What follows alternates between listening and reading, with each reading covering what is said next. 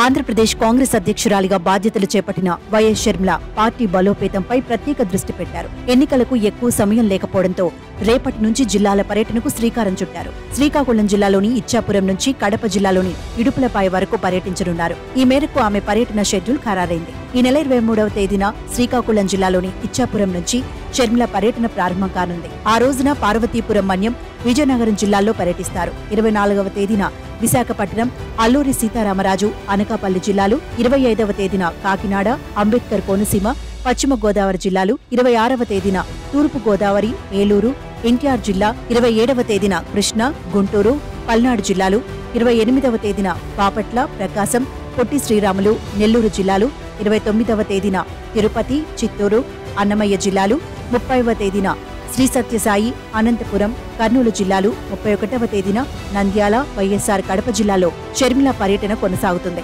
ఇడుపులపాయలోని వైఎస్సార్ ఘాట్ వద్ద నివాళులర్పించి పర్యటన ముగించనున్నారు. ఈ పర్యటనలో కాంగ్రెస్ పార్టీకి పూర్వ వైభవం తీసుకొచ్చేలా కార్యాచరణ రూపొందించనున్నారు. స్థానిక నేతలతో సంప్రదింపులు జరుపుతారు. క్షేత్రస్థాయిలో అందరినీ కలుపుకొని వెళ్లనున్నారు. అలాగే ఇతర పార్టీలో అసంతృప్తులుగా కీలక నేతలను కాంగ్రెస్లోకి ఆహ్వానిస్తారు. కొత్త పాత తరం నేతల కలయికతో పార్టీని బలోపేతం చేయాలని ఆమె భావిస్తున్నారు. రాష్ట్ర విభజనతో నష్టపోయిన రాష్ట్రానికి ప్రత్యేక డిక్లరేషన్ ప్రకటించనున్నారు. ఈ పర్యటనకు కాంగ్రెస్ శ్రేణులు పెద్ద ఎత్తున ఏర్పాట్లు చేస్తున్నారు. కాగా ఏపీసీసీ చీఫ్ గా షర్మిలను ప్రకటించగానే పాతాళంలో ఉన్న కాంగ్రెస్ పార్టీ క్యాడర్లో కొంత ఊపు వచ్చింది. రాజకీయాల్లో సైలెంట్ అయిన సీనియర్ నేతలందరూ మళ్లీ యాక్టివ్ అయ్యారు. వైఎస్సార్ వారసురాలిగా షర్మిలకు అండగా ఉండేందుకు సిద్ధమయ్యారు. ఈ క్రమంలో ఆమె ప్రమాణ స్వీకార కార్యక్రమానికి మాజీ మంత్రి రఘువీరారెడ్డి, కేంద్ర మాజీ మంత్రి జేడీ శీలం, మాజీ పీసీసీ చీఫ్ శైలజానాథ్, సీనియర్ నేతలు కేవీపీ రామచంద్రరావు, తులసిరెడ్డి, గిడుగు రుద్రరాజు, సుంకర పద్మ లాంటి నేతలు విచ్చేశారు.